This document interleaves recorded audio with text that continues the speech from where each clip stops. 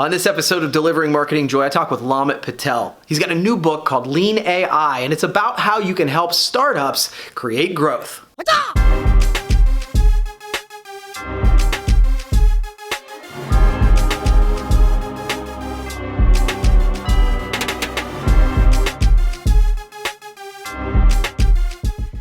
Hey there, and welcome to another edition of Delivering Marketing Joy. I am your host, Kirby Hasseman, and joining me today is a brand new author. I'm so excited to have him on here. He's got a new book coming out called Lean AI, and I'm excited to dig in.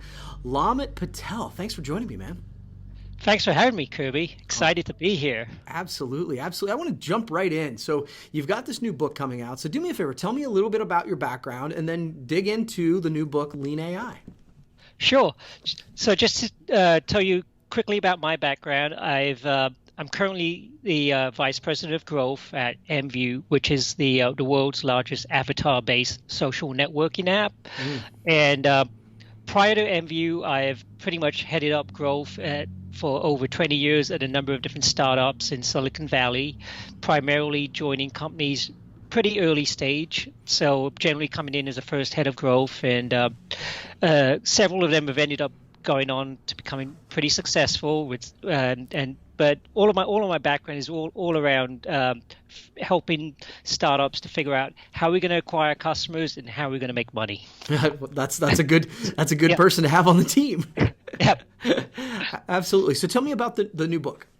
Sure. So my new book, it's called Lean AI, which is actually part of Eric Ries's The Lean Startup series. And a lot of people are probably familiar with that book. It was pretty famous back in the day, still is actually.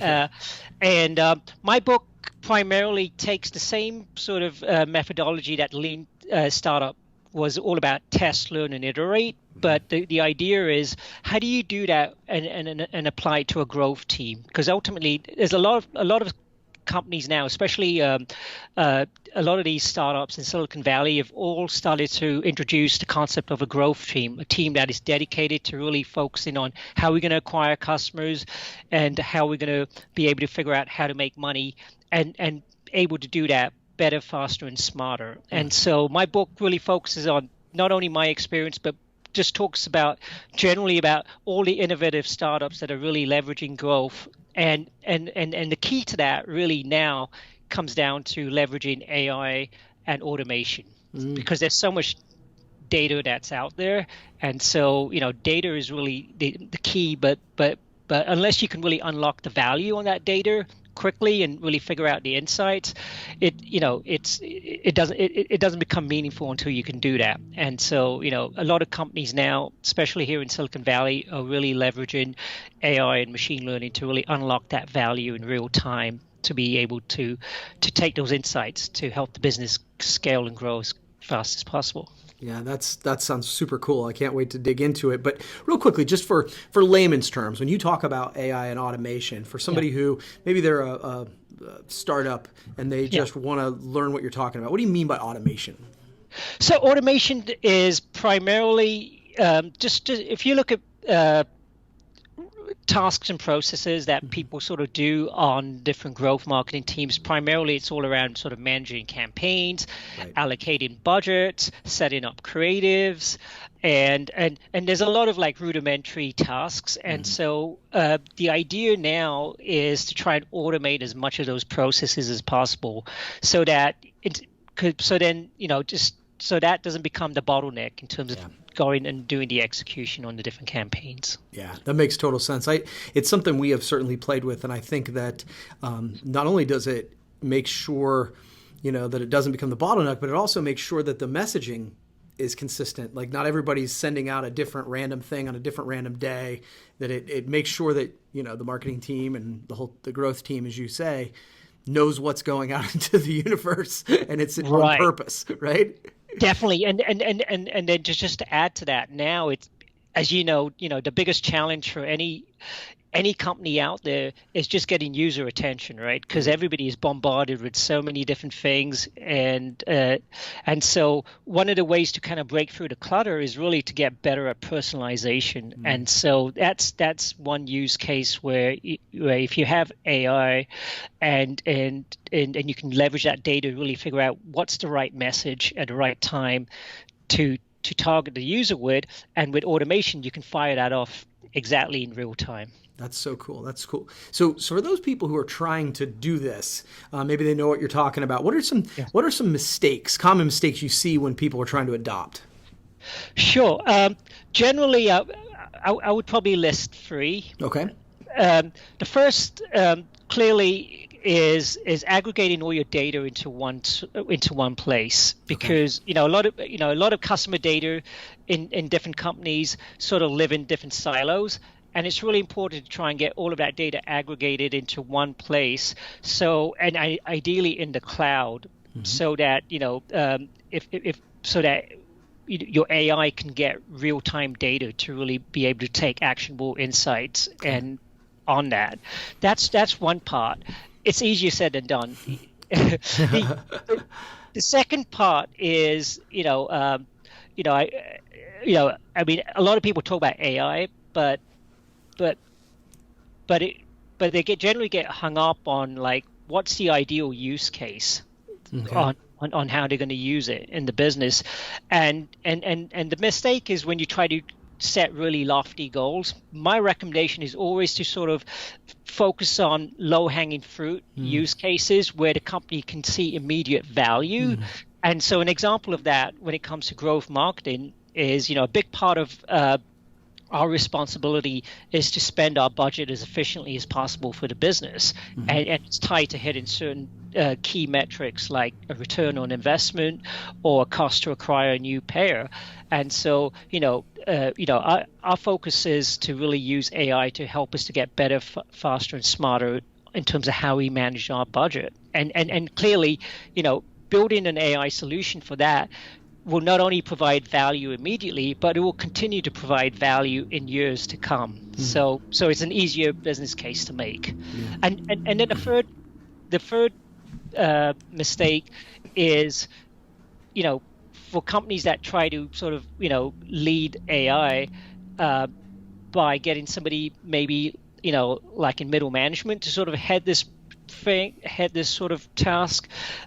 For me, I found it's really important to get an executive sponsor right from the start, whether that's the CEO or somebody in the C-suite, to at least champion this, because ultimately you're going to run into a lot of roadblocks because it requires a lot of cross-functional support to really get these things going. And without having a C-level executive sort of, championing this at the very top, it's going to be really hard to get the cross-functional support needed to really implement it all the way through. That makes total sense, because again, I think that when you're tying so much of it together, like you said, that having somebody at the top, it makes a ton of sense. So what's your prediction of how growth marketing is going to change in the next 3 years? So my prediction is that, especially now, there's just so much data that's out there, and clearly that is kind of where the value lies for any business, and the value isn't really in the data, but it's how you can really use that data to give you a competitive advantage in the marketplace versus your competitor. And the only way to really do that is to continue to run as many experiments as possible to increase your velocity of learning, to really figure out what's working and what's not across the entire user journey from acquisition to retention. And so I feel that more and more growth teams are going to continue to leverage an AI intelligent machine to really able to augment the existing team that they have. So moving forward, I don't see growth teams getting much bigger in terms of human size. I see it becoming maybe more leaner and leveraging more technology to do a lot of the heavy lifting and tasks to really help them to execute better. That's super interesting, man. I'm excited to check this book out. You've been so gracious as to answer my 3 questions. I give everybody a chance to ask me one. This is kind of high level stuff. I'm a little nervous. So do you have a question for me? Well, I have several questions, but one that's near and dear to me, because I've been listening to your show quite a bit Thank and you. been a fan for a while. But, what would be your advice for any aspiring person who wants to try and set up their own podcast show? Oh, okay. Yeah, no, that's great. Like obviously there's the equipment piece, right? But Yeah, I think that's something you can Google.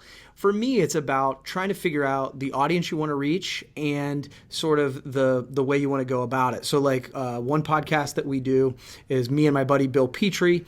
We're yeah, very targeted into the promo industry. And really the funny thing about that one was we kind of happened into it. We were just like, hey, we have conversations about the industry. yeah, Let's record it. But then, I do another podcast with my wife, totally different audience, totally different yeah, feel. And we're looking at trying to target entrepreneurs who might be married or want to hear the yeah, real story about entrepreneurship. So for yeah. me, it's about who are you trying to reach? Start there Right. and then Okay. figuring out what the format looks like based on the audience. I think so many times we're like, hey, I want to talk to people and I'm going to do it based on what I want to talk about. But if you Right. can reverse engineer who the hell am I trying to reach and what would they Right. be interested or how? I think Right. sometimes it's a little bit like automation, right? You need to Right. know, start with the end and then Yeah. reverse engineer it. I think the same is true with a successful podcast. Great. Well, I'm definitely going to take your advice on that. Thanks, buddy. And I do love that show that you and your wife do, especially because I can kind of relate to it. Although my kids are still young and we're not kind of empty nesters, but they're kind of becoming teenagers. So you can always relate to the journey. Yeah, absolutely. Yeah. Anytime once you've had children, you have a different perspective about children all around, for sure. And That's right. so I appreciate you saying that, man. Thank you so much. You're welcome. All right. Well, cool. We will have to do this again sometime. I can't wait to check out your book. I'm assuming people can find it on Amazon, right? That's right. Yes. I forgot to mention it is available on Amazon. So it's currently available on Kindle, and the print version is coming out in March. Awesome. Well, congratulations. And we'll have to have this conversation again down the road. Okay. Great. Thanks, Kirby. You bet. Well, that's going to wrap up this edition of Delivering Marketing Joy. We'll see you next time.